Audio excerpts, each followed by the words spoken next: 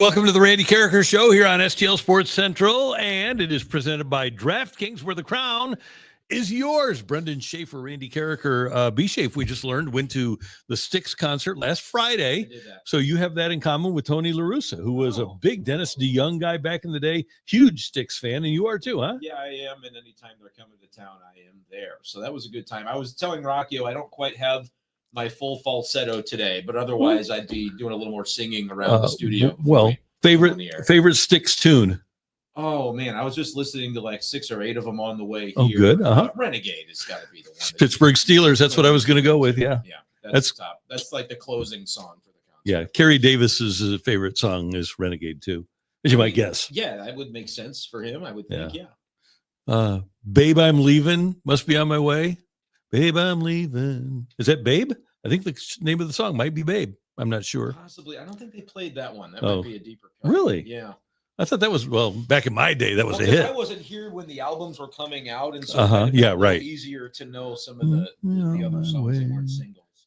Okay, well, that's one thing that you can chat about is your favorite Styx tunes. Glad to have you with us here. I was out yesterday. I was doing my duty, my jury duty. Happy to do it for St. Louis County. I did delay it a couple of times because of my commitment to STL Sports Central and Dave Green and Joe Roderick and Matthew Rocchio. But I did get there, and so I supposed to show up at 8:30. Got there 8:40-ish. Okay. It was fine. I get back to because I've done it before. So I go back to what they call the fish tank, a glassed-in area with tables so you can hop on your computer and hop on the interwebs and stuff. And so I do that, and maybe little after, let's see, we're supposed to be there a little after 9. Somebody comes out and says, gives us all the instructions, and very apologetic for the fact that we only get $10 a day to do. It cost me $20 to do lunch. Crazy. $10 a day to do jury duty, and then you get 7 cents a mile. They said, we'll control it. You'll get a check at some point. Cool, fine. I don't care. It's my duty. It's my civic duty. I'm doing it. So I sit there on my computer from essentially that point, 8:45, and a little talking a little after 9. And one group of people, 33 people, are called to get voir dired. I was not among those 33. There were more than 300 people in the room.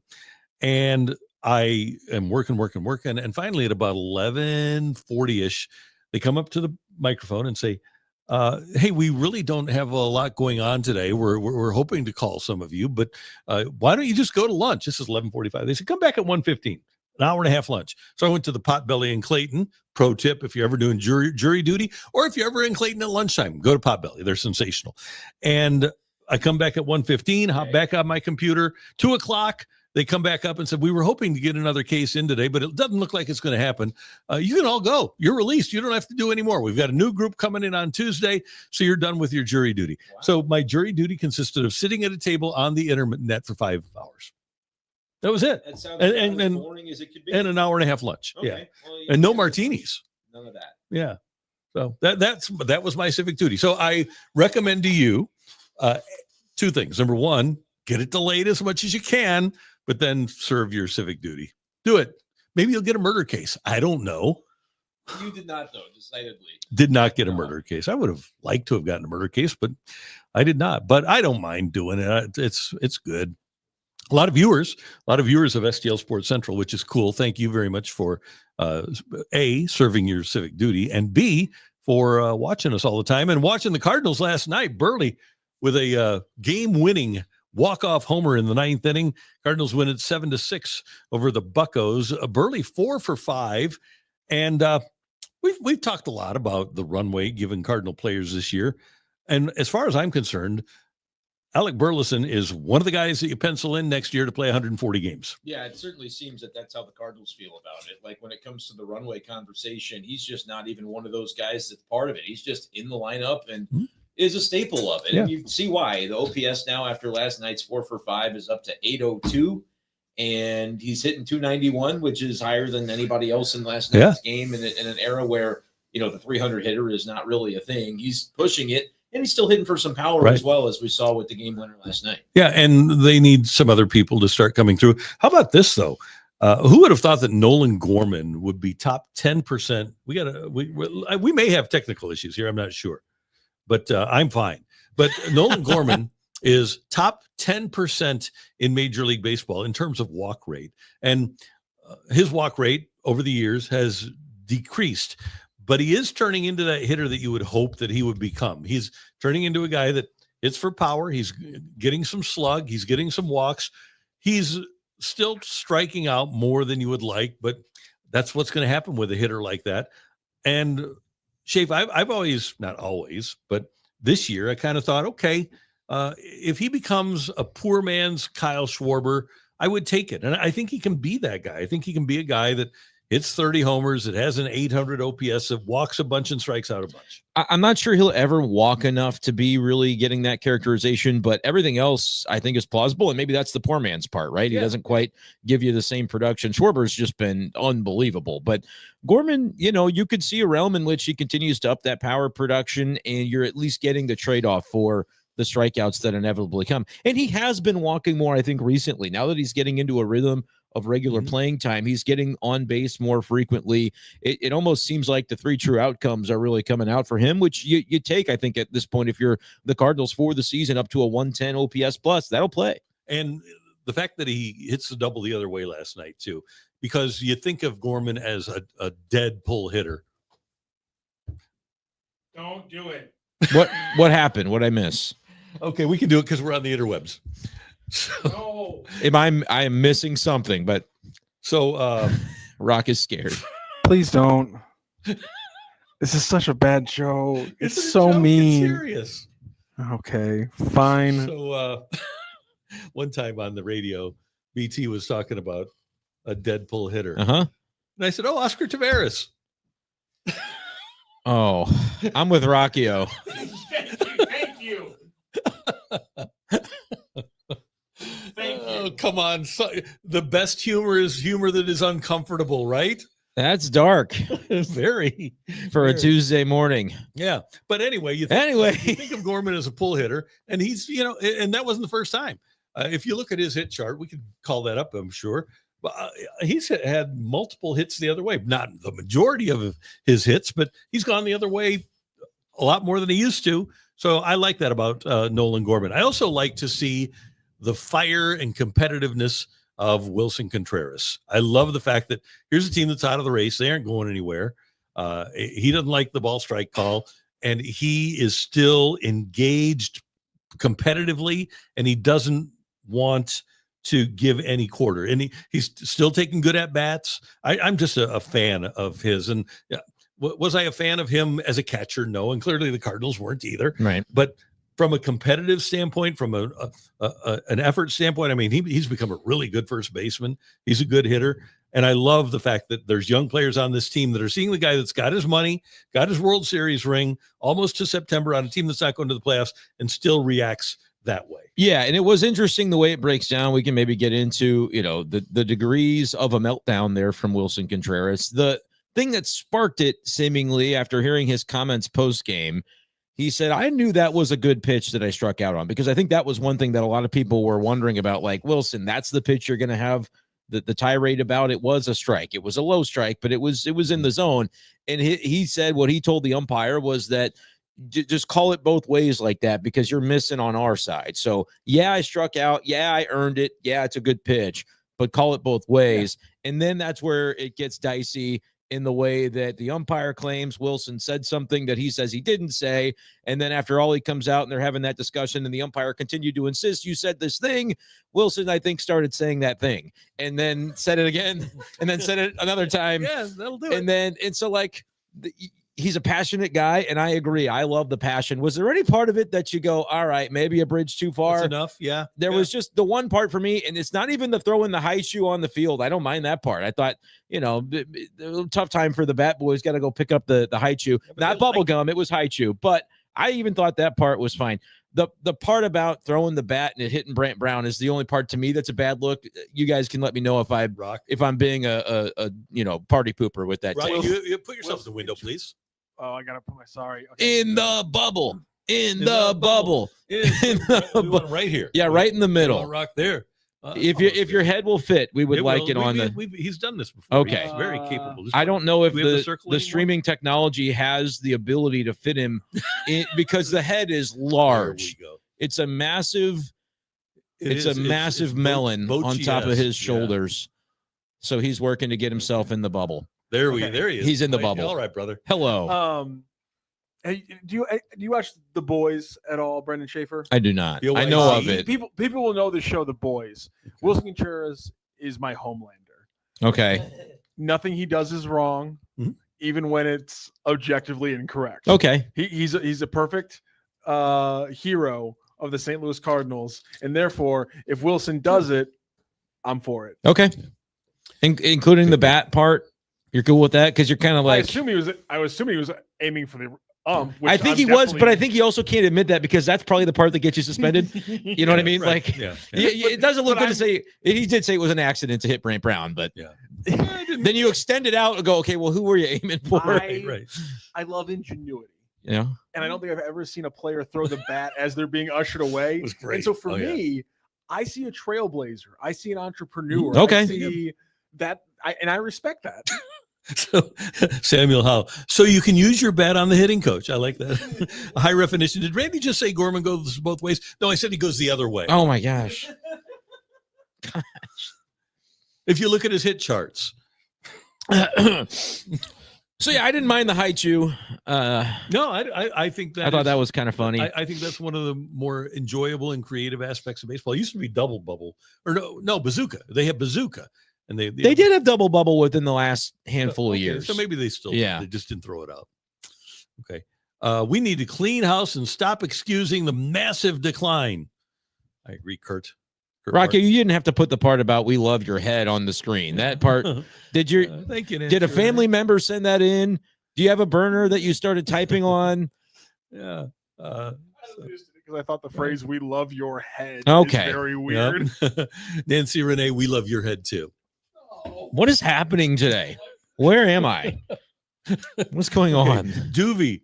Willson is a bonehead. Speaking of heads, that's not how you fire up your teammates. I'm growing tired of his antics. No, it's not firing up the teammates as much to me as it is showing that you still can and should be competitive and care about what's happening on the field, even though your team isn't going anywhere. Yeah, overall I don't mind the genesis of a moment like that, of a sequence like that. Because again, what else are we going to get fired up about at this point in the season? And I mean, it comes in a game that later on you win in walk-off fashion. So there's at least still kind of something to hang your hat on there. But I am like as big of a proponent of the whole Willson Contreras experience. I thought, all right, the bat thing with the coach. And he said he apologized. And I don't think there's probably any hard feelings from Brant Brown as long as he's okay. Yeah. Other than that, I'm like, it made for a more interesting evening, and that kind of is a glimpse into what Wilson's all about, is, as you mentioned, Randy, the passion and the fire. Bubs, he took the term hitting coach too seriously. Yeah. I like that. They want me to defend Ollie. What's the comment now on the screen? Fired up like Willson this morning. No nonsense attitude is what the team needs. As I've said, I enjoyed the attitude, especially with the coaching staff settling for trying hard. Defend. Oh, is it Ollie Gordon, the Miami Dolphins second string running back with Jalen Wright on the men for week 1? Devon Achane. Is Gordon going to get a start there? He could if Achane, isn't available for week 1. But Ollie, I don't know. You're talking about the Cardinals manager. Okay, O-L-I. All right. What do you want me to defend? He came out and defended Contreras, even when, that's a spot for Ollie Marmol where you look at it and say, this might be getting a little bit out of hand, but I'm going to go. My guy's clearly fired up. I'm going to go right out there and get tossed myself. That's what you have to do as a manager in that spot. So yeah. I don't know what it is that we are kind of mockingly tell me, defend Ollie about. Cardinals won yesterday. I don't know if y'all saw the outcome. It was awesome. It was a good game. And yeah, it's the Pirates. You'd like to not have to beat the Pirates in walk-off fashion, just do it regular. But they lost 4 games to the Rockies this year. So you're going to take your wins where you get them. They count all just the same, no matter who they're against or how they come. McGreevy gives up 4 earned runs in 6 innings, walks only 2, strikes out 7. I would like him to give up 1 fewer. I'd like a quality start from him. Yeah. By the way, did you see what Wu has been doing for the Seattle Mariners? Good pitcher. Like he's gone 6 innings in every single start this year. Pretty good. Only guy to do it.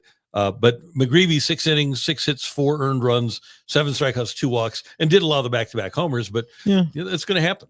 What is it about? Well, you began talking about Michael McGreevy, but then you thought about Brian Wu. What was the mental connection there? The connection there. Let's explore. I was reading about Brian Wu because McGreevy seems to give you 6 innings every time. Right? Yeah. And Brian Wu has done he's doing things that have never been done before in terms of giving the Mariners innings and effectiveness. Okay. Yeah, he's a workhorse for sure.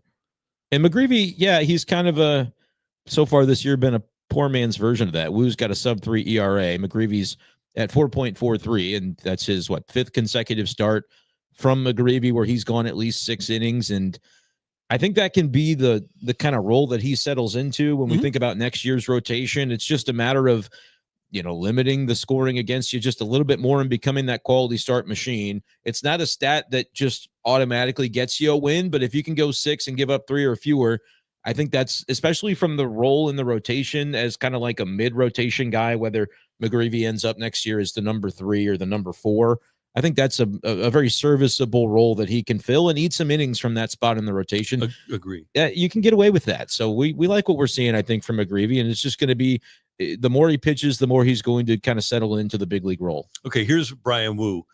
Since the season started, 25 consecutive starts with at least 6 innings and fewer than 2 or fewer walks. Nobody's ever done it before. And he's only given up, just a handful of times more than that, so most of those starts are quality starts is what I'm trying to say. He's been very consistent and reliable, and he's up to 159 innings. He could push for close to 200, maybe not quite there this year, but yeah, he's been really good. And in the story, I don't know if it was in The Athletic or not. Randy's point was this a few weeks ago. Think about it. 6 by 30. The plan is starting pitcher only needs to go 180 now. Yeah. Mm-hmm. Right. Yeah. That's where we've become. But here it is. It was a piece in The Athletic. And in addition to giving you all of those innings and that effectiveness, they have a scout that found him in college at Cal San Luis Obispo. Shout out Ozzy. But this scout told Jerry DiPoto, I'd take him first overall in the draft. And they wound up getting him in like the 7th round. Man. And he's something. So that scout probably was like freaking out for 6 rounds. Yeah, right. Like, what are we doing? Are we gonna get this guy? And he wasn't great. He didn't have great numbers, but Brian Wu, keep an eye on him. So just that's what we call a little a detour in the show that we started talking about him. Speaking of Wu, Katie Wu of The Athletic says she doesn't see a scenario in which the Cardinals would pay Nolan Arenado to not play for them. Ooh. I don't think anybody else is going to take that 40. I wonder what somebody, and for you youngsters, I know there's a lot of oldsters that are out there.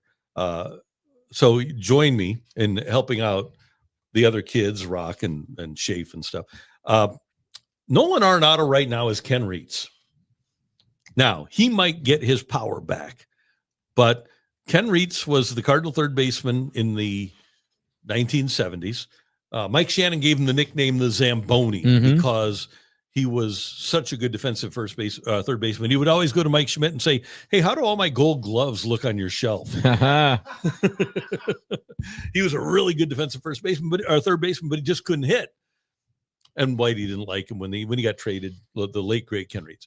When he got traded in the Bruce Sutter trade to Chicago, Whitey apparently wasn't saying nice things about him. And Rick Hummel said, hey, do you have anything nice to say about Kenny Reitz? And Whitey said, well, he's got a nice tan. So that was like the nice thing that Whitey had to say about him. But my point is that I don't think Arenado's defense makes up for his lack of offense. I'd rather have an average. If you can get Gorman to be an average third baseman defensively and give you that 810 OPS, I'll take that. I think it depends on what OPS plus. Yeah, I think it depends on what the rest of your lineup is, honestly. Like that more for me makes the decision on whether you can stomach an Arenado, who at this point in his career, I mean, the OPS really was dipping. Was he 660 or so? Yeah, right on the nose. Good for me. Might be, if you look for Ken Reitz, and I'm looking at him now, it was 649 was his career OPS. Yeah. So I wasn't alive to see the defense from Reitz, but I have heard, there's a reason you get a nickname like the Zamboni. The Cardinal lineup let's take last night, for example. Burleson and Contreras both at an 802 OPS for this year. So that's very, very fine. Gorman is up to 747. Mm-hmm. I don't know how you fit all the bats in the lineup if Gorman's going to be still a part of it, but like a Donovan, when he's healthy, is going to be up near the top at 750, 760, maybe more. Mason Wynn, we know he's playing through the injury, but he's dipped down to 689. You expect him to be above 700 most years. But like you're already kind of getting now into the guys that are going to be OPSing kind of like Arenado. And so last night it's the JC Walker, Pajes, and Church, all guys in that low 600s or below range. You can't have half a lineup doing that and then say, well, Arenado is going to be part of that mix. And at the expense of who? Is it at the expense of Gorman? Because if that's the case, like that's one of the more productive bats. If Arenado is genuinely like your 7th or 8th best OPS in your lineup, and he's batting 7th or 8th next year, you can get away with that from a baseball perspective. What I think is that he doesn't fit into the larger picture of where the Cardinals are going, which is nowhere fast. They're not going to be spending a bunch of money around high-paid players like Arenado in order to maximize a championship window. They're starting, hopefully, building the foundation of the next window. And it just, because you do have Gorman performing this way, unless you believe it's a mirage and all he's doing is building trade value where you can get out from under him and get something in return, it doesn't really make sense for me to see Arenado manning third base on opening day next year. But I don't know. I don't know the exact way that they get out of it, because I don't think they'll DFA him. I think that's almost like a pride thing. But can you pay him? Can you pay him to play for somebody else in a trade where you just eat a bunch of the money and no one really ever knows how much of the money you ate?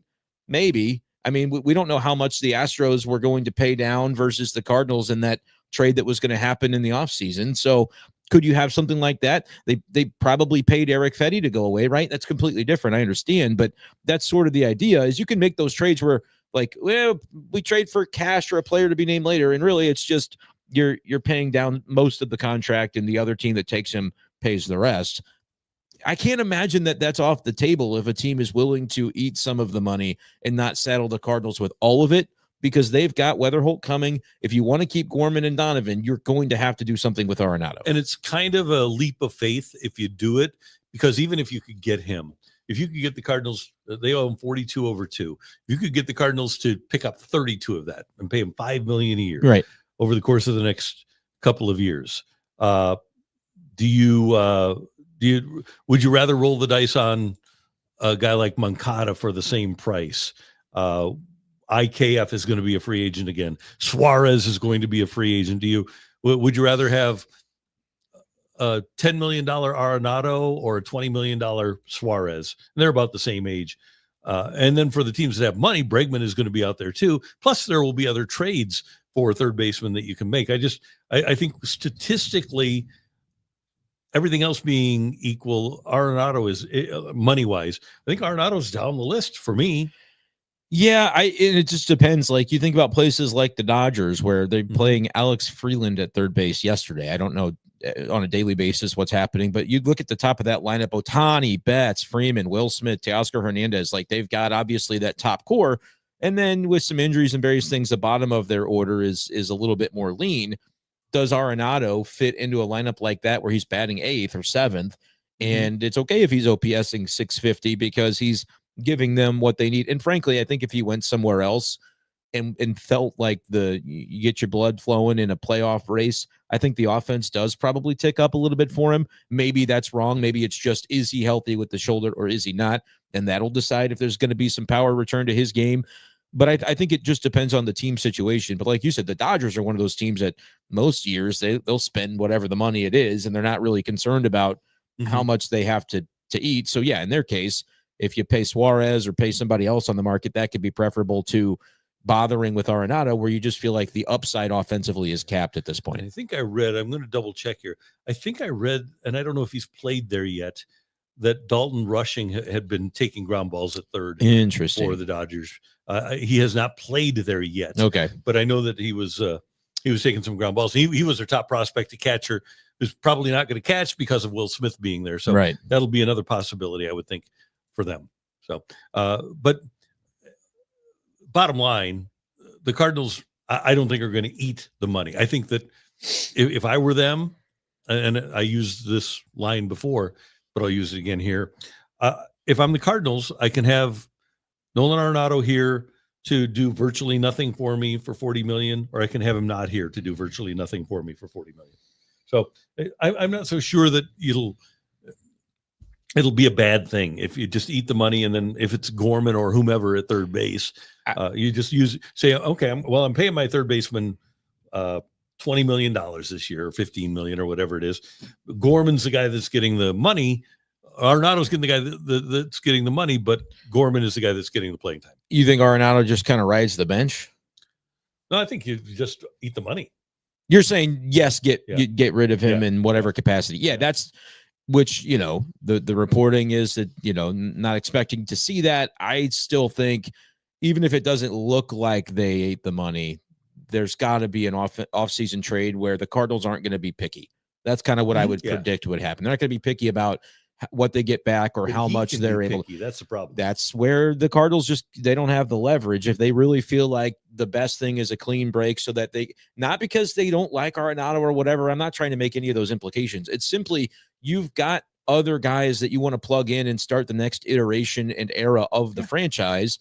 And until you move on from Arenado, you can't really do that at that same position, whether it's Gorman or Weatherholt. You really would like to have third base available to one of those guys for next year. 100%. We get this chat, and we always appreciate it. Let's see. If he's willing to accept a platoon bench role, then they keep him here and not eat any money. Of the teams that of the list on his list that he'd accept a trade to, money aside, not sure he's a lock everyday starter. No, he's not at this stage. Yeah, I don't know. If Alex Freeland is playing third base for the Dodgers, it's weird to me that he's not already on the team. But I know that injuries and things like that happen. So do you go into a season as a would-be World Series contender and have your plan A be Arenado? Maybe not. That's why I thought at the deadline it would have made some sense if there was a willingness and it just, didn't come together. Maybe not enough interest, understandably, with teams going, what's going on? Is he hurt? So I don't know. I'm not saying it's going to be an easy thing for Chaim Bloom to solve, but I do think it's something that should be, again, high on the list. We know it was the only thing on the priority list last offseason and didn't happen, but there were some reasons for that. This is one of the great times in the sports year, and this is why you should download DraftKings Pick 6 if you haven't done so already. Football set to get underway. We've still got baseball in full swing, and nothing beats relaxing on a day like this when it's 70 degrees outside than watching some ball. And the simplest thing to do is download the DraftKings Pick 6 app and use it. It's crazy simple. Pick more or less of a stat for two or more of your favorite players, and boom, you're in the mix for big cash prizes. Mitch Keller going against the Cardinals today. He's actually having a pretty good year. So I am going to go with Keller for those over 4.5 strikeouts. I think that's a pretty safe bet for him. And then I am going to go with I had a good pick here. Let me get it back. Oh, I know who it was. Let me get down to it. I had against Brenden Schaeffer tonight. Who is my guy? Arizona is playing Milwaukee. It's Isaac Collins. Isaac Collins to go over 1.5 hits plus runs plus RBIs against Fott. So I've got Keller right here in St. Louis, and I've got Collins at Milwaukee against Brenden Fott. And that's where I'm going to start with DraftKings Pick 6. All you need to do is download the app, use that promo code right there, STL Sports, and you can get $25 in bonus picks with your very first deposit of $5. It's available in Missouri. All you need to do, download the DraftKings Pick 6 app right now and use that promo code STL Sports for new customers to get $25 in bonus picks when your first deposit of $5 is placed. Better payouts, bigger wins only with Pick 6 from DraftKings, where the crown is yours. Gambling problem? Call 1-800-GAMBLER. Help is available for problem gambling. Call 888-789-7777 or visit ccpg.org in Connecticut. Must be 18 and over. Age and eligibility restrictions vary by jurisdiction. Pick 6 not available everywhere, including New York and Ontario. Void where prohibited. 1 per new customer. Bonus awarded as non-withdrawable Pick 6 credits that expire in 14 days. Limited time offer. See terms at pick6.draftkings.com/promos. All right. Before we get back to baseball, and we've got some serious baseball talk, and it's a game I want to play with you guys. But Brandon Snyder has a great question, and I'll let Rock answer this one. Randy, in honor of football season around the corner, what is your favorite opening day memory of the St. Louis Rams? Mine, the Zakir Hakeem touchdown against the Broncos on Monday Night Football in 2000. Yeah, that's mine too. It was unbelievable. You should go check it out on YouTube. Just search Hakeem Holt Broncos. And I hated the idea of Dennis Miller. And for the season, I hated the idea of Dennis Miller being on Monday Night Football. But man, one call was unbelievable. And it was great. And Oz talking to Torrey as they're running down the field for that touchdown. What a great memory. Followed closely, by the way, by Kurt's 3 touchdown pass performance against the Ravens the year before, 1999. That was a good year. Yeah, but I did not. I don't really remember the Gerald Moore against the Saints one. You know what? The very first game as the St. Louis Rams, Isaac blocking a punt against the Packers in Green Bay and then catching a touchdown pass on the very next play. Last special teams play Isaac ever played was a blocked punt. So that was fun. Yeah, because the next play scored a touchdown. They're like, we probably should keep this guy. Mess around with the hands. No doubt about it. Pretty good. And then was there another one? Not really. Not many during the Linehan years or the Spags years. No. Or Sam Bradford's first game where he threw for like 378 yards. That was cool. That was cool because you had hope. Yeah, right. You're like, this might be something. I remember being pretty fired up for that game. That year, yeah, because Rock has talked about that. The last game of that 2010 season, they go to Seattle on Sunday Night Football. You win it. Alexander in his hands. Yep, you win and you're in. Yeah. So, and then the next week was beast mode. So Seattle won the game, and the famous run by the Beast Quake Lynch never would have happened. Yeah. That's a heck of a run. That was great. I wish it never happened. I would cancel it out if it meant we could have watched the Rams playoff game against the Saints, and we would have won. Rock, did you have a comment that you wanted to make here? Did you have a favorite opening day memory? No, because I don't remember the good years. I don't remember the good years well enough to remember specifically opening day games. So, like for me, 2013. Where they technically had 2, according to Jeff Fisher. Was that because he canceled the first quarter of the season? He canceled the first quarter of the season. I hate that stuff so much. Yeah. Said he called the league office and told the players that didn't count. Yeah, that the first quarter didn't count. I have 2 sad ones and 1 happy one. Okay. My 2 sad ones are Steven Jackson opening up the season against Philadelphia Eagles, breaks off a huge play. I believe he catches one down the seam and gets absolutely wrecked. Then gets a big run, pulls his hamstring. And they get rocked by the Eagles like 38-3 in the rest of the game because he obviously came out. Yeah. And that was either the beginning. That was he coming off his monstrous like 2,300 yard from scrimmage season. I think after the year before that. Yeah, 07. In 07, the first game of 07, Orlando Pace goes down mid game and is out for the entire season, which means that the greatest opening day that I can remember is the year prior. 2006, they would go 8-8, and they beat the Denver Broncos 18-10 on 6 field goals. From Jeff Wilkins. And I believe that's the only time I was ever actually went to a Rams opening home game. As a fan, the other times I went as media, and they obviously were much worse than post 2013. So that's my best one. Is 2006, all field goals from Jeff Wilkins. Oh, somehow I miss that franchise. Yeah, what the hell is wrong with me? Yeah, we're demented people for sure. Yo, Willson, hold on a second. He's in a Mahomes jersey today, so we need to talk about this because Randy wasn't here yesterday. Oh, see, I kind of thought, you can't do that with Randy in the building, but then I saw he wasn't on the show yesterday. Randy, he wore a Cooper Kupp jersey here yesterday, and it wasn't Eastern Washington either. Yeah, he wore a Los Angeles Rams jersey here for the show. Maybe that's what I need is an Eastern Washington Cooper Kupp jersey. So that way I can support the player that I think is great and not, or I guess I could get a Seahawks one now, but college jersey. Yeah, that'd be pretty good. Hard. BYU. Yeah, I go hard. Oh, by the way, the win in Philly 2 days before 9/11, which would have been 9/9 of 2001. They win in overtime in Philly 20-17. And Isaac takes just an unbelievable hit on the sideline to set up the game tying touchdown. I think Marshall might have scored the game tying touchdown late, and then they kick a field goal in overtime to beat Philly at Philly in the opener. That was a great one too. Kind of spoiled a couple days later, but Yeah. Yeah, this is a really good one. 2012 home opener. Bradford versus RG3. Bradford goes off for 300 yards and 3 touchdowns, and they take down the Washington Redskins in a pretty good back and forth game. What was that? The one where all the guys from the trade walked out to the front, or is that a different game? that was in Washington. That one was in Washington. Yes. Classic. Yeah, that was great. Lex Luthor. Many So people say if the Rams beat the Seahawks in the last game of 2010, the Rams are still in St. Louis. Not sure that's I true. don't think that's anybody's saying that. by that time, because Kroenke had taken yeah. control of the franchise.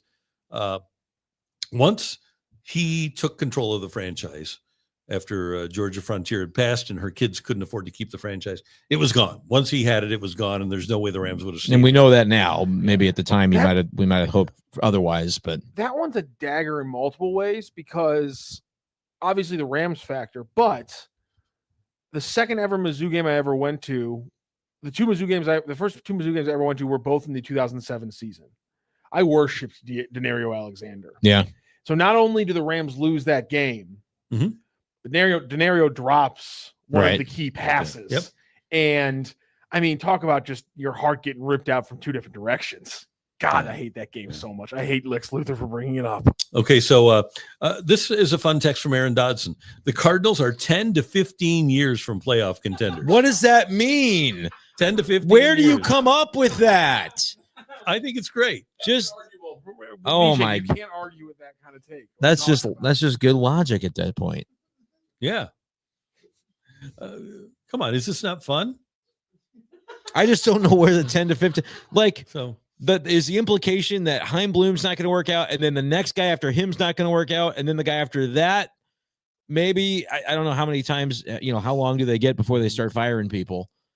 10 to 15 years. Okay, is that okay? I Would you rather not have it be 10 to 15 years? I'll From wait. playoff. It's but doesn't fine. it say playoff contention? That's what it says. Now you're the Pirates. Well, here's the thing. You can say that, and it's easy to say, and I get the frustration. But let's go back to the last 10 years with the Detroit Tigers, shall we? Go back to 2015. The They've Tigers, are you doing? Yeah. Okay. 74 and 87, 86 and 75, 64 and 98, 64 and 98, 47 and 114. In the COVID year, 23 and 35. In 2021, 77 and 85. In 2022, 66 and 96. 2 years ago, 78 and 84. Last year in the playoffs at 86 and 76, and then 78 and 55. My guess would be that when they went 47 and 114 in 2019, a lot of Tigers fans were saying, yeah, we're 10 to 15 years away from playoff contention. And that might have been fair, but they were, what do you say, 47? Yeah. The Cardinals. You're never 10 to 15 years away from playoff contention. The chat is putting up just an absolute clinic right now. What? And I think we need to give the chat some Okay. flowers when they're here. I'll even Okay, go in the let's do bubble it. for this because Okay. the chat. That's- Oh no, I don't want this. I yeah, want you to just be there. the whole screen. That's oh fine. no, I don't want that. I want Yeah. this. No, I don't want that. Less popular than the WNBA in 10 to 15. Yeah. Yeah, Lex Luthor. MLB will be less popular than the WNBA in 10 to 15 years. Mhm. You also get this gem from Bob Brunn. Contreras should be suspended for the rest of the season and traded in the offseason. His actions not professional and harmful to the Cardinals' proud history. You smirk. He's talking to me. You can see Stan Musial acting this way. Sorry, that's sorry. Can you? Can you see Stan Musical acting this way? Stan Musical. Brenden Schaeffer. That's your alter ego. It's your I'm Stan Stan Musical. Okay.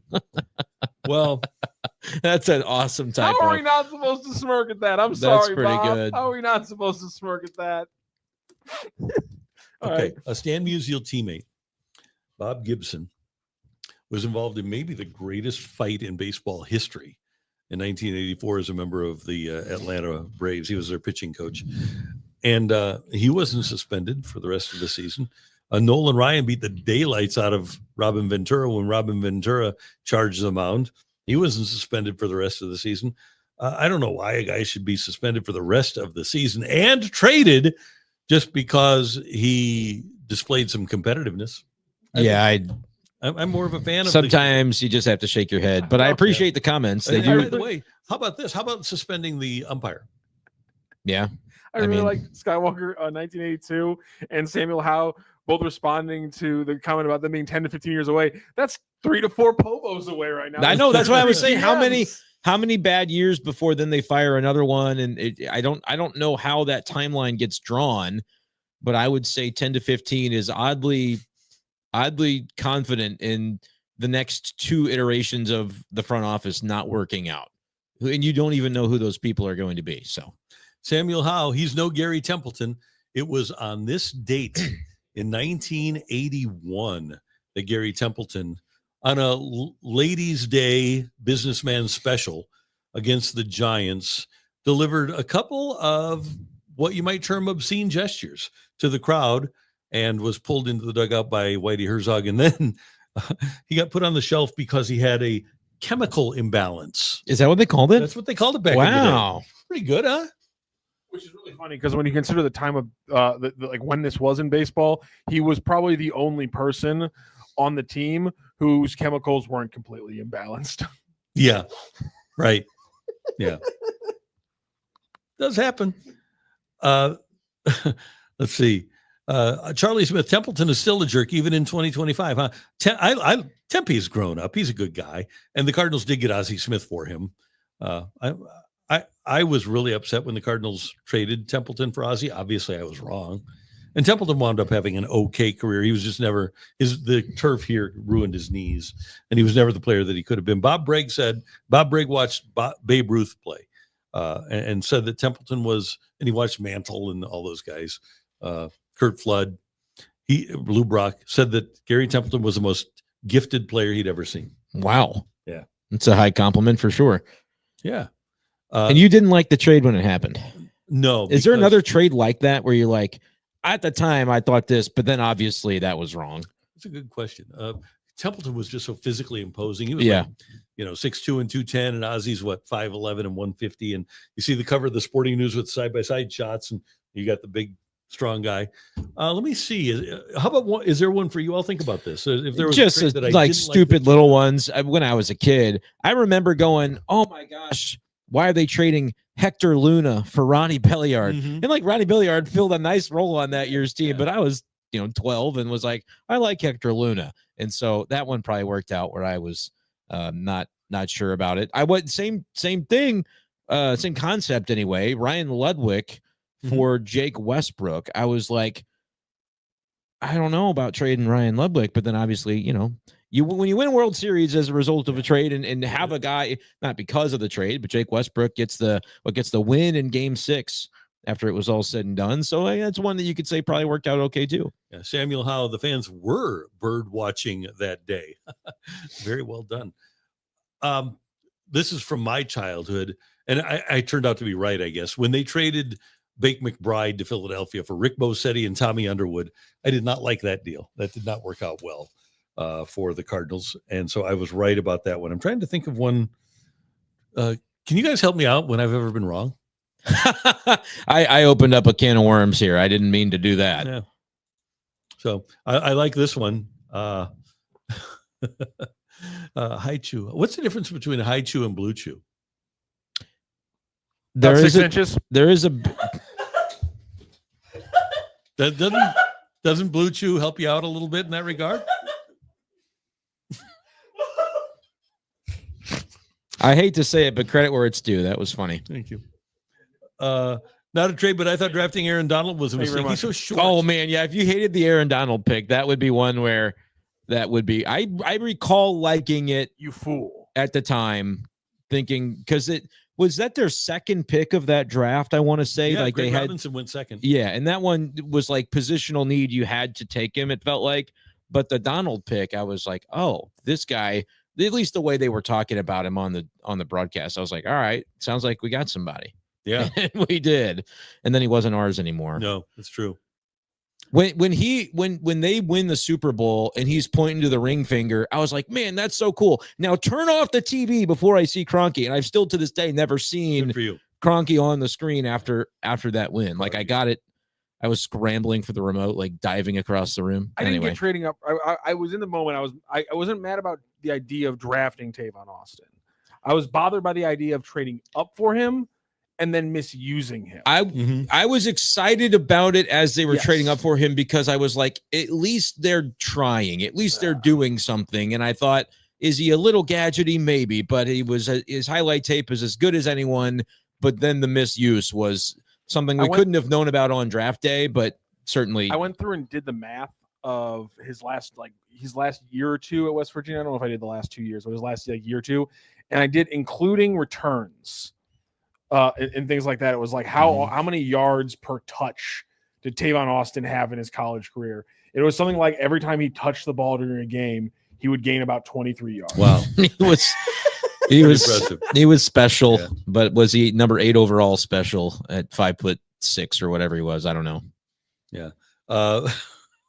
Okay. Skywalker 1982. Randy, did Cardinals fans act like they are now during the 90s? So during the early 90s, you got to remember a couple of things. Number one, they had the strike in 94 that canceled the season. Did they want Joe Torre fired? Yes. Were they down on Dal Maxwell as a general manager? Yes. But they should have been. That was legit.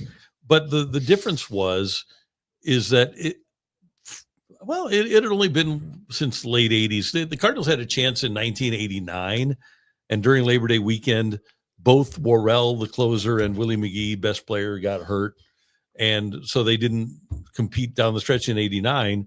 But then we knew it was ownership by 1990 because Daly and McGee and Vince Coleman and Terry Pendleton, all those guys go. So it was much more obvious that ownership had checked out. Right. And we didn't have social media, which changed. It was different because I was taking calls at KMOX at the time. And I'm trying to think if what the difference was. I think the strike, well, there were a couple of things that went into it. The strike was one part of it. And then the advent of the Rams showing up in Right. 95. Okay. So people's attention was diverted from the baseball that ownership didn't really care about to the Rams, and you still had Brett Hull going with the Blues at that time. So you had really good diversions, which we don't have now. Well, soccer's going really well. Yeah, it's going great. Yeah. Wonderful. You like that, Rock? Yeah. But I keep up with the news. Okay. Yeah. That's just saying. That's a good question. I'm just, but I think in terms of just the simplistic, did they want the manager and the general manager fired? Yes. Okay. I got it. We were thinking about diversions. There's a little light bulb above your head Yeah. right now. I was like, that's kind of true. Soccer's not going well. You know, the Blues, we don't talk about that. Soon we will get to talk about the Blues again, but, you know, after what happened. But I was thinking, what are the diversions that there could be? And I came up with it, guys. What is it? It's right here. It's right here on this hat. Let's see. This can be our diversion. Oh, MIZ. Definitely. MIZ can be the diversion. Just wait, guys. We're coming to save. We're coming to save St. Louis sports. All right. Mm-hmm. I know it's a little bit down the road, but climb on board. We're happy to have you. Aaron Dodson. Sorry, I got busy at work. Come on. I don't see Bloom. I don't see Bloom doing enough to put this team in contention. Jared and the DeWitt's unwillingness to actually spend and build a team makes me really think that they aren't willing. Here's the thing, and we've talked about this a lot. I don't think it's an unwillingness to spend. I think they have spent a lot, but poorly. They haven't been effective spenders. I think the big problem, and there's a lot of really quality people in the Cardinal organization, but I don't think they're really quality baseball people anymore. And I think the Cardinals have, under Chaim Bloom, brought in people like Larry Day, great baseball person, Matt Pierpont, their director of pitching, great baseball person. Serfolio is a great baseball. They've got really good baseball people now. And I don't think they had that until Chaim Bloom started making these hires at the end of last season. So I think it is different. And I don't think money spent is going to play a primary role in whether or not the Cardinals have a chance to compete. Yeah, because you do need to develop from within. You need to draft and develop to form the core of your roster. And I think that's supposed to kind of take a couple years. And it's tying into, won't there be this lockout that sort of delays things? And then the prevailing thought seems to be after that, maybe they will, as long as they've got the core together, be willing to spend again. But I also think that I do kind of believe money's going to play some role in it, because I just don't know. Are they going to be willing, once the core is built, to snap right back to where the previous payrolls were? Or is it going to be a case where revenues are going to decline for another year? Because if they aren't winning, there's not going to be the fan support. Yep. That's the way it works. And so, is it going to look different the way that they have to approach free agency compared to previous iterations? Yes, but to your point, when they were spending big in free agency, how often has that really worked out in their favor? Yeah, it hasn't. There haven't been And those cases where it's been, a substantial contract that pays off in a major way. Yeah, and I don't think when you look at next year, one of the reasons that we'll probably have a lockout in 27 is because of the Cardinals' inability to compete. Because the Dodgers are just going to make more, and the Yankees are going to make more, and the Mets are going to make more. And the other part of this is, if the Cardinals don't, their money is not going to be there from TV. That's not coming back. And if they don't draw like they did before, they aren't going to have revenues like they did before. So that means, ergo, they're going to have lower salaries. That I know people hate to hear that, but it's just like any other business. If revenue is down, then expenditures are going to be down. I lived that. I know what happens when revenues go down, and you just can't spend as much when revenue isn't up there like it was when the Cardinals went out and traded for Holiday and signed him, or traded for Larry Walker and kept him around for an extra year, or even traded for Arenado and Goldschmidt. The revenues were there because the fans were there, because the tickets were being sold. If that's not happening, then the Cardinals aren't going to spend. And so that's an unfortunate reality, because at a certain point, you're like, well, how does it turn back around? It has to almost come from that developing talent from within, to where you get enough of it and you get to an 85, a 90 win mark on your own merit, which is the baseball people that are going to have to do it on the cheap for a little bit, while supplementing a little bit with free agency. But they're going to almost have to reverse engineer that to get the team up to a competitive level that then ownership feels like it's worth it to go a little above and beyond with the spending. And that, if Cardinals fans aren't overjoyed by that thought process, I understand. And it's just maybe going to be part of the reality of where they are for a little while. How about Jeremy Hodge here? DeWitt should use their own money.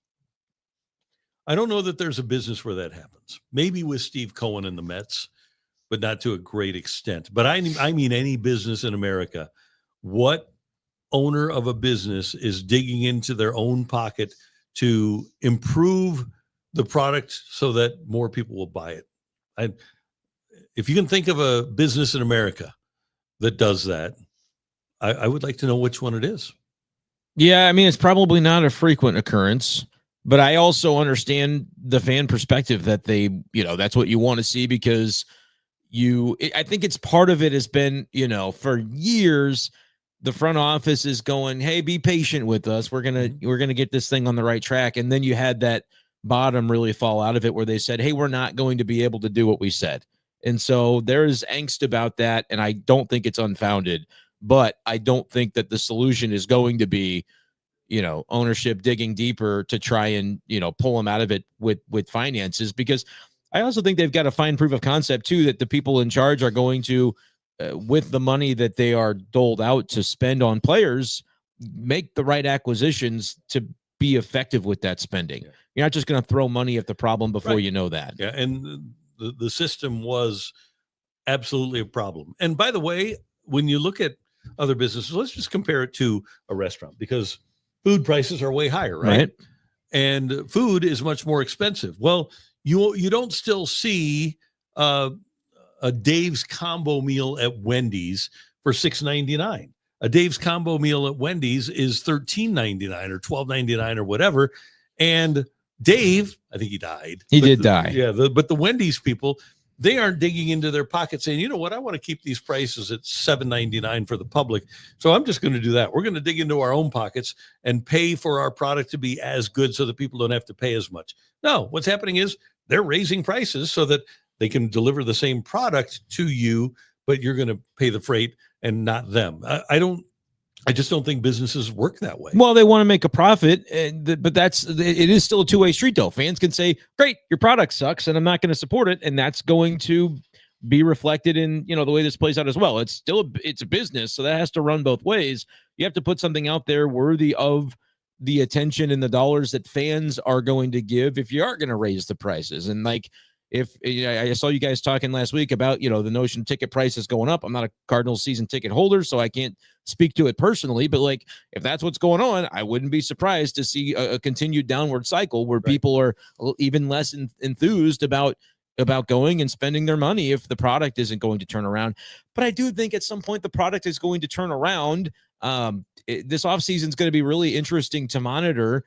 How quick will we notice the changes? Will it be gradual in that Chaim Bloom's going to come in and not try to rock the boat and try to make careful, calculated decisions? Or is he going to say, there was rot in the organization and I'm here to tear it out? The aggressiveness that he shows or doesn't show, I think, is going to be really interesting in this first off season. And I think there's, like what we're talking about, going to be limits to how aggressive they can be. I think that's because they aren't going to go out and sign a big time free agent pitcher. Yeah. And make a trade though. Yeah. But I don't disagree. And I think they have to trade something of real value. Sure. Like if we're sitting here saying, okay, you can trade Jordan Walker for a Brian Wu. No, you can't. Not going to happen. That's not a thing. And by the way, it's not a thing. It never was a thing to do it with Nolan Gorman either. No. Like that's not a thing. Even now, as he's performing better, you're not getting a controlled starter for Nolan Gorman alone. That's not part of the calculation. No, actually, the most valuable piece of property that they have, if they wanted to make a move, is JJ Weatherholt. I mean, that is accurate, but I don't think they're in a spot where, like, the teams that do that trade a prospect that everybody knows is going to be great, but they're getting something unbelievable in multiple years of control of that unbelievable piece. Those are the teams that are like already in position to make the playoffs and win. And they're like, we're going to add this because rather than take 2 to 3 years to get Weatherholt up to be all-star caliber, because guys don't necessarily come into the league as rookies and just be unbelievable right away. You say our window right now matches better for that 26-year-old all-star player that we'll have for 3 years if we trade Weatherholt. The Cardinals window matches Weatherholt perfectly because they need a guy to come up and grow with them as they get back to where they want to be. So yeah, don't worry. Randy's right. That's their best piece, but they won't trade it. And I need like a drop to play anytime somebody says something like that. We just need Vladimir Tarasenko. Come grow with us. There you go. Yeah, there you go. But if you think about it, I don't know what sort of value Jordan Walker has right now. Not a lot. Victor Scott II, Newt Barr, Donovan Wynn, and you just mentioned Wynn's below 700 OPS. Yeah, he is. Right? Yeah, he's hurt, but Contreras isn't going anywhere. Arenado, no. Alec Burleson would have trade value, but you have to keep. I mean, if you have the good players, you keep them, right? Like Burleson's under control for multiple more years. He looks to be a proven bat. The defense has come along. You got to have some players if you're going to get somewhere. And maybe one of the plays is to pick out the catcher that you like best and then try to move one of the other ones. If the other ones, if any of them have value where you can, kind of reorganize your pieces a little bit, you don't need that many catchers. And that's not me going, the Cardinals have 4 catchers right now. I think that's a dumb narrative because when Ivan Herrera's in there, the bat plays, Willson's bat plays. It doesn't matter what position they used to play, but you do have multiple prospects at that position. But I think Cardinals fans do this all the time. Jimmy Crooks is the latest example. We can go, well, he's high on that prospect list that somebody came out with, and we've heard all these great things about him. He must have tons of value around the league. I don't know that Jimmy Crooks has any value around the league. He might, but he also might. Other teams might have their scouts look and go, we don't really think he's going to stick behind the plate. I don't know whether he will or he won't, but I think it's a mistake to, similarly to how Nolan Gorman might have been viewed a couple of years ago, go, well, we've been talking about Nolan Gorman for 3 years on the way up. He surely has a bunch of trade value. Maybe not. Was he ever dealt? It's possible that he didn't have the value that Cardinals fans thought he had. And it may be the same with some of these catchers. I think Rainiel Rodriguez is a guy that would be extremely valuable, but also he's very far away. And a lot of things can happen on the path from, high A to AA to AAA to the big leagues that change what evaluation is. And so, I don't know that teams are going to pay through the nose for a teenage prospect right now. And MLB pipeline right now doesn't have Crooks in the top 100. By the way, Samuel Basayo, who just was brought up by Baltimore, signed the new contract last year, 8 years, $67 million. He was the 8th ranked prospect by MLB Pipeline. Bernal is rated number 73. Rodriguez is rated number 97. Crooks isn't even in the top 100, according to MLB Pipeline. Yeah, Bernal and Rodriguez are the two with the highest upside. but they're both further away Yep. than Crooks. But I mean, we'll see if we see Crooks in September, or if that, ends up being a conversation that we have not very much clarity on going into next year. As for whether, Pa has the bulk of the playing time next year, is Pozo still here? Is Crooks somebody where it's like put up or shut up? We've got to have him on the big league roster, or he's not really a prospect. What are we doing here? Like they're going to have to make some decisions. And again, that is another example of what we look at with Chaim Bloom. How aggressive and how much clarity can he give to this roster and this organizational hierarchy in one single off season? I don't know. We have more for you, and we do appreciate your chats throughout the course of the day. Redcon, he had a bet for me. Let's go back to the bet first. Okay, I want to make a wager with RK. Weatherholt hits 30-plus home runs within his first 2 years of MLB service. So is that like in both years he I think combines to hit 30? 15 per year, I think, is what he is suggesting. Okay.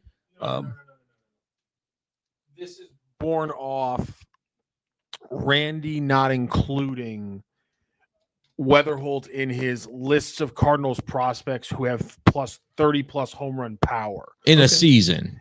Yes. So Okay. Redcon So is he's saying saying that within one of the 2 years, that's he will going to have be a 30 home run season. I would take the under on that as well. And that and he said, And he says right where's- there, the idea he won't is not good assessment. So he's commenting on, and I think Redcon's jumped in before, and has a problem when Randy says that Gorman's the only 30-plus home run prospect. Yeah. He thinks JJ Weatherholt has that power.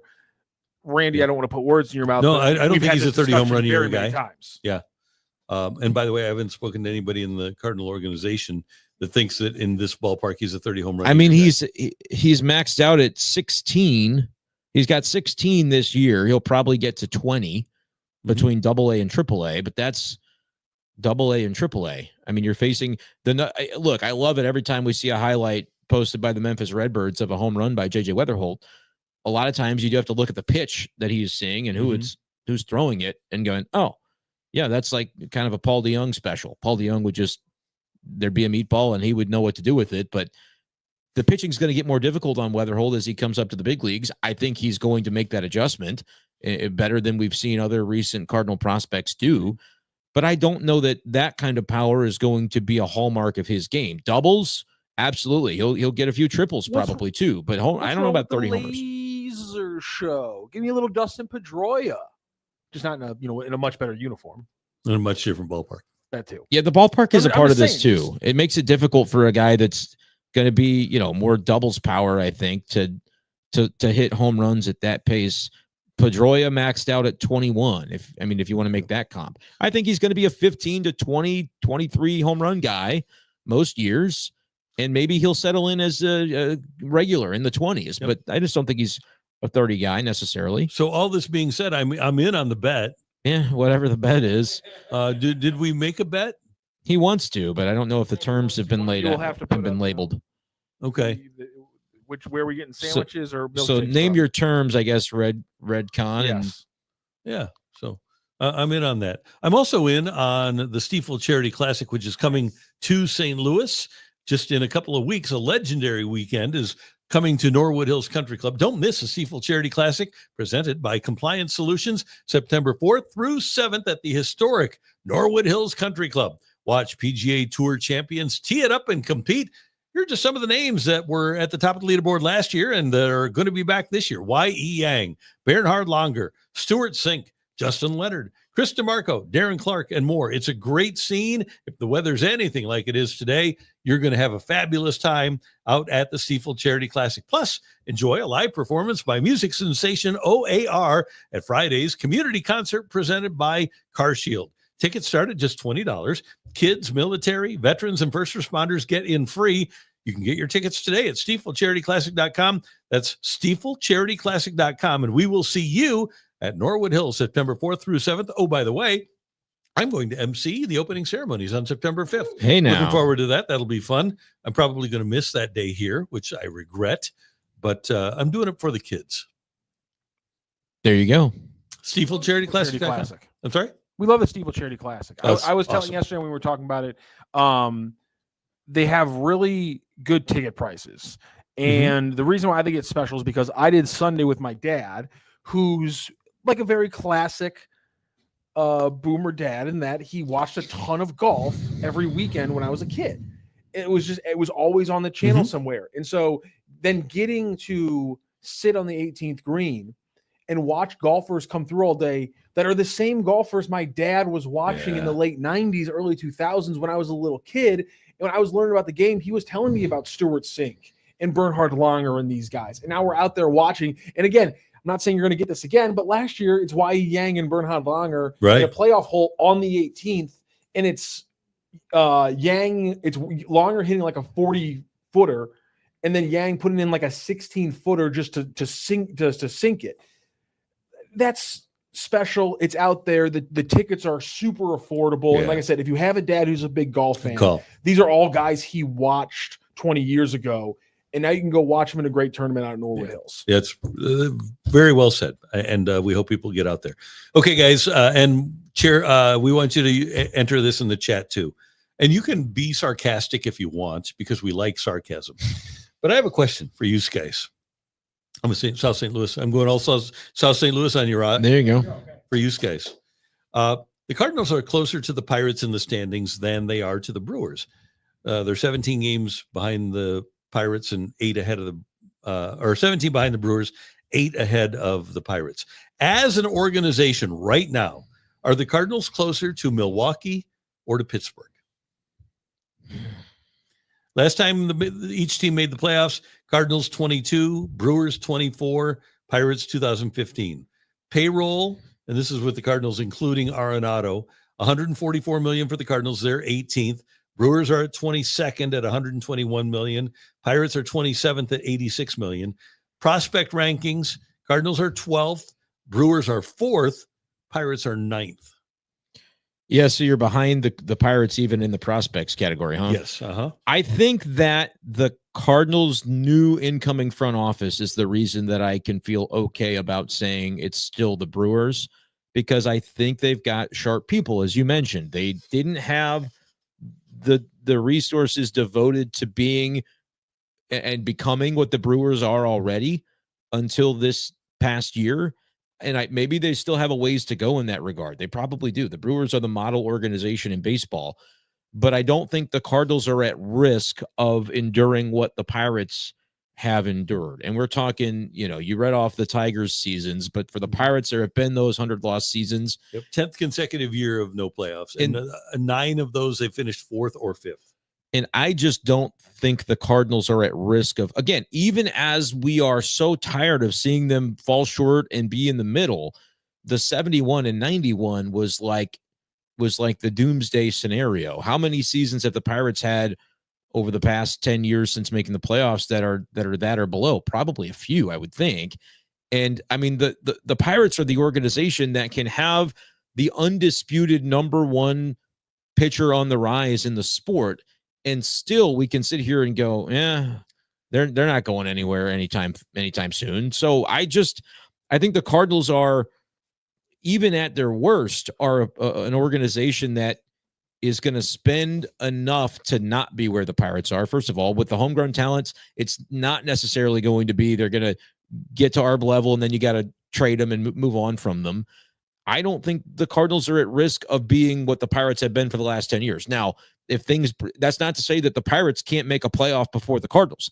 That could happen. Mm-hmm. But if we're evaluating on what the Pirates have been for the last decade, the Cardinals do not have a decade like that in front of them or anything close to it, in my opinion. Okay, a couple of notes for you. Number one, the Pirates have had fewer than 71 wins 3 times since they last made the playoffs in 2015. But how about this stretch? And the Cardinals, when they won only 71 games, that was their worst year since what, the 70s? Yeah, something like that. A long time. How about this stretch for the Pirates? 05 through 11. In 05, they went 67 and 95. In 06, they went 67 and 95. In 07, they went 68 and 94. In 08, they went 67 and 95. In 2009, they went 62 and 99. In 2010, 57 and 105. 70 wins in 1990. 90, yeah. Prior to that, 72 in 1976. Got it. But the Pirates had 6 or 7 in a row you rattled off there Right, of 1, 2, 90. 3, 4, 5, 6. Yeah, 6 in a row. They didn't have any 71 and 91s in that stretch. I mean, nothing as good as that. Didn't get to 71, right? So, and again, that we're pulling back 15 to 20 years ago. Mm-hmm. And then they had that mini run where it looked like they might be turning into something, and it faded very quickly around 2015. But, since then you haven't made the playoffs, and you've had, as you said, 3 years that were worse than what the worst the Cardinals have done in my lifetime. So I don't know. I don't think they're at risk of falling into that because unless really the revenues completely fall off. And I know the TV deal isn't the same as it once was, but it feels as though that's still going to supply you enough. And there's enough of a willingness with this ownership group to not let it be truly that awful.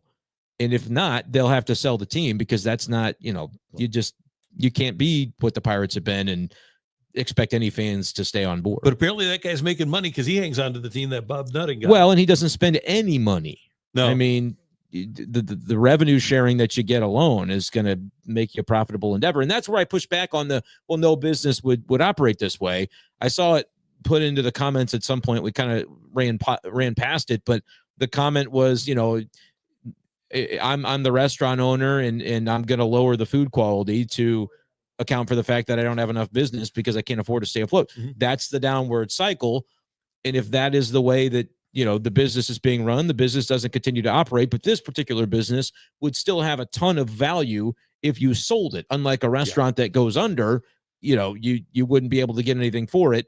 If an ownership group, and this is true to anybody in sports, I would say to the Pirates owner right now, I'm not necessarily saying it about the current Cardinals ownership, but if an ownership in this particular business decides that it can't afford to operate its business in the way that is going to produce patrons and fans to support it, then you take your money and go and get out of the way for somebody else that can do it. That's how I view what the Pirates situation has been.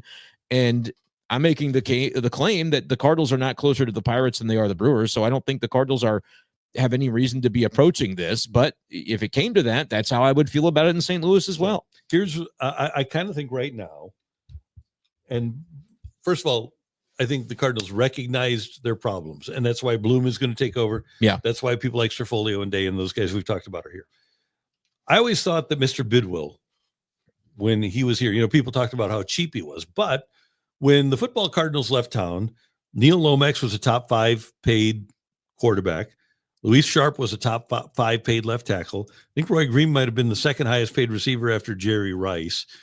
Curtis Greer was a really highly paid defensive end. They were spending money, but they didn't know how to win. And I think that's what happened to the Cardinals. I don't think that there was any nefarious intent on the part of the Cardinals. I think they just lost their way. And it wasn't like they stopped spending. It was just that they stopped spending smartly.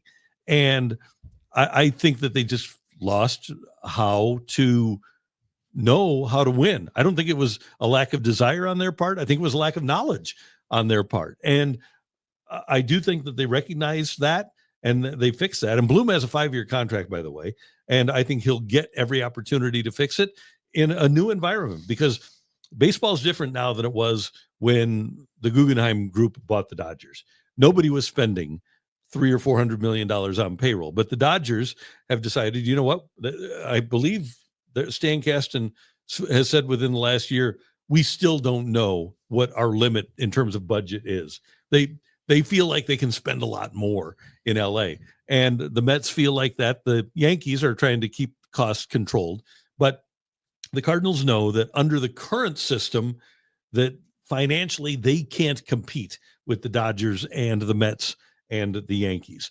So they're going to try to go about it 2 ways. Number one, by taking the approach that Tampa Bay has taken, right, with young players. Right. And then I think the other part is, Schaef, I think that the lockout, I think the Cardinals are probably one of the teams that wants to give everybody an equal chance with real revenue sharing and a salary cap. I am sure that the Cardinals would love a salary cap because, to your point, when there's 3 teams that are operating financially in a way that, you in St. Louis don't feel you can, you're not necessarily crying poor relative to the Rays and the Pirates of the world, but having a cap to the teams that are perennially at the very top would close the gap, whatever they're going to spend in St. Louis. So I think Cardinals ownership for sure would be on board with that. We got a long way to go to see the way it's going to play out, but I don't think that's a hot take. And I wanted to bring this up, and I'm glad Lex Luthor did. He said STL shouldn't take the Cardinals for granted. I'd say it's more likely the Cardinals go to Charlotte or Nashville than the NFL or NBA. Oh, that's a fun question. Well, if you're a Major League Baseball owner, and it's not fun, but it's interesting.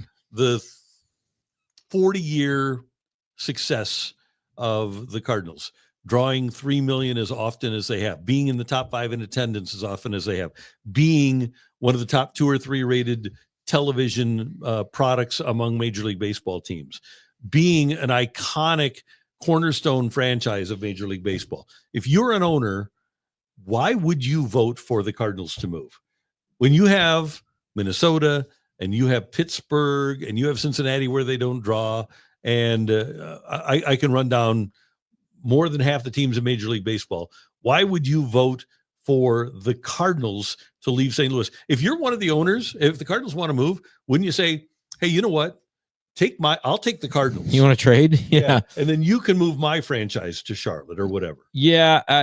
I said it was a fun question because St. Louis will never get the NFL back, but the Cardinals will also never move out of St. Louis. No. If the Cardinals ever move, it's because they're moving to the county instead of downtown because they decide that, downtown is just not where they need to be anymore. I'm not suggesting that's on the way. I mean, they just built this ballpark and they're talking about pouring a lot of money into it, but no, the Cardinals, that I just wouldn't, I'm not entertaining that as a possibility. The circumstances would have to be so drastically different than what they are now that if that were to happen, you're talking decades and decades and decades away. So no, I'm with Randy on that one. Yeah. And let me just give you one example here.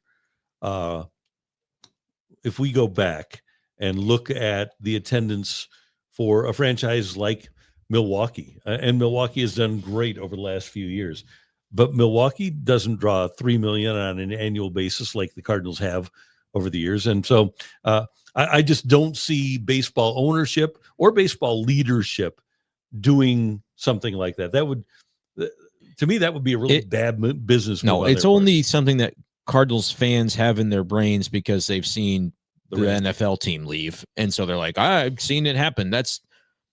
It's not happening.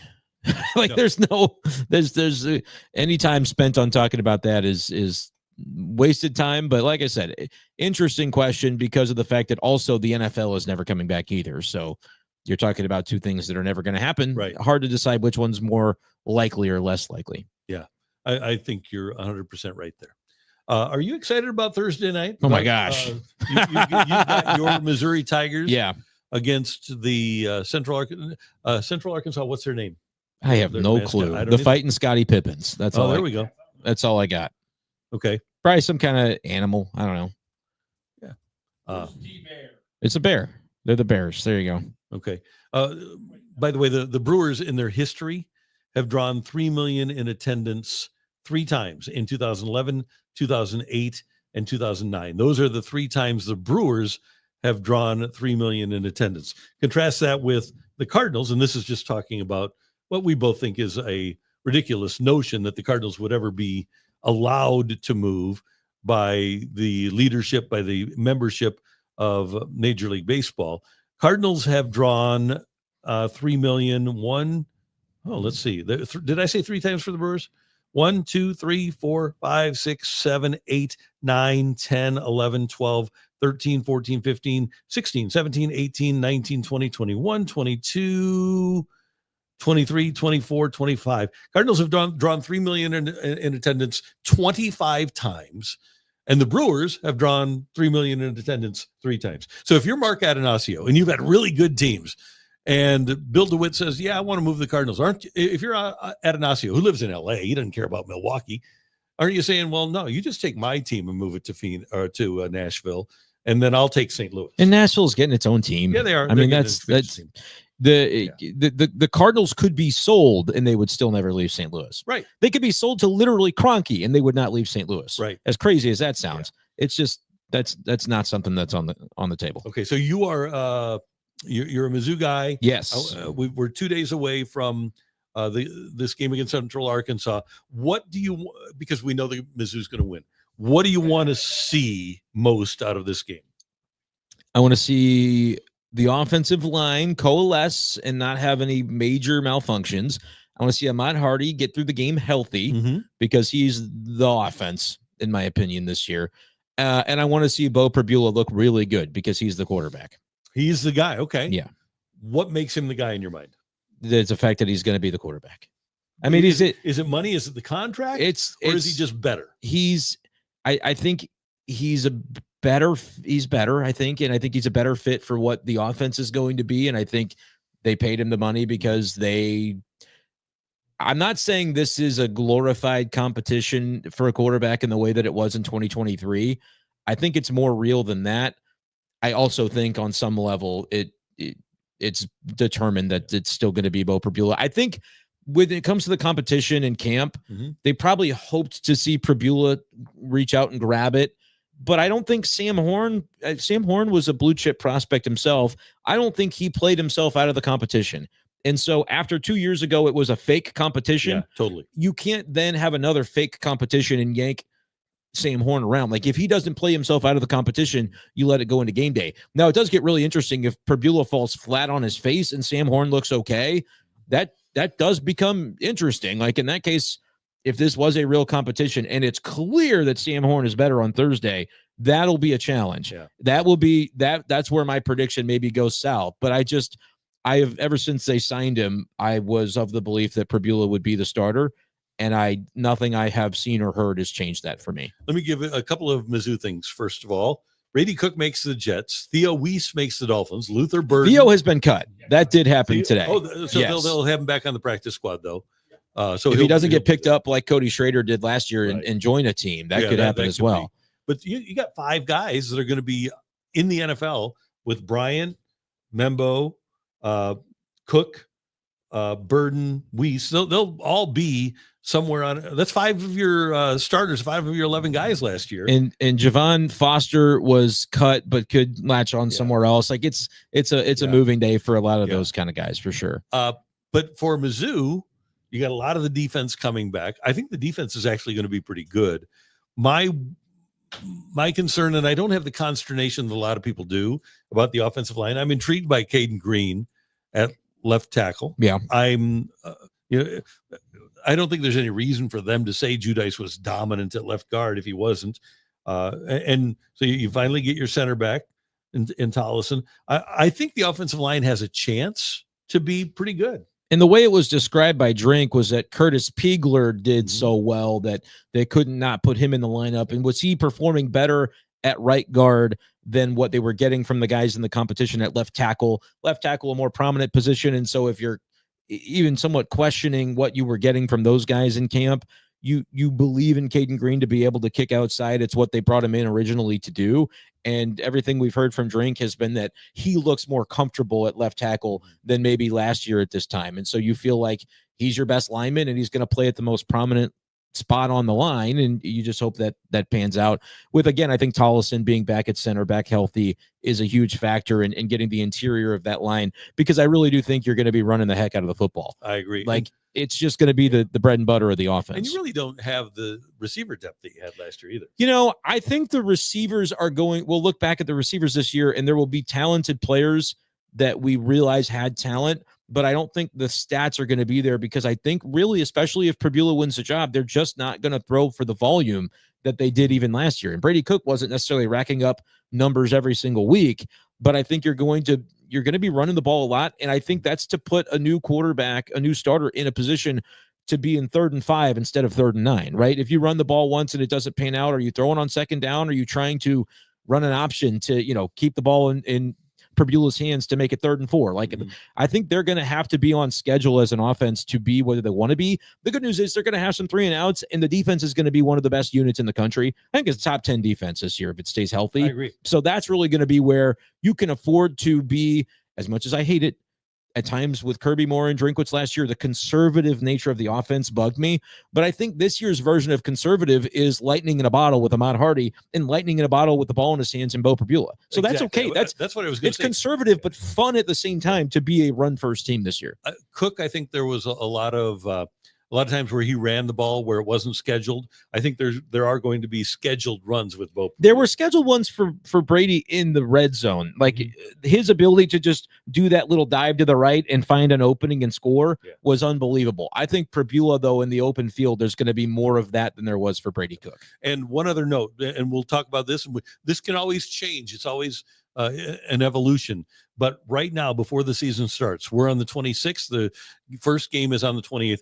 What is the most important game of the year for Missouri? South Carolina. Agreed, 100%. Like, Kansas matters, but I'm almost counting that one, even though I get it. They look good against Fresno. South Carolina, it's levels to me. It's like a Super Mario game. If you pass level 1, that's KU. You get to go to level 2, that's South Carolina. Beat South Carolina. Now we're really talking about that Alabama game and saying, like, this could be a college football playoff team. And if you win it, it almost really feels like it is. You can lose to Alabama and still make the playoff. Yeah. South Carolina is the big measuring stick game. Yeah. That's the one for me. KU, by the way, handling Kurt Warner's son, EJ, of Fresno State last week. Yeah, so EJ is, I didn't watch. He's not Kurt. I didn't watch the game to know exactly how he looked, but I'm reading now the box score. The 2 interceptions do not surprise me. He leads FBS over the past 3 seasons in interceptions thrown. How about this? Joseph Polaster. By the way, Brenden looks like young Dennis DeYoung of Styx. Well, hey, we made it full circle. We started with Styx and we ended with Pretty Styx. There you go. Yep. Great to have you with us, sir. Always fun. It's a great Brenden Schaeffer, Matthew Rocchio doing amazing work as our producer / audio and video engineer. Willson helping us get on the air, and we always appreciate you being a part of the Randy Karraker Show, brought to you by DraftKings, where the crown is yours. We'll see you tomorrow morning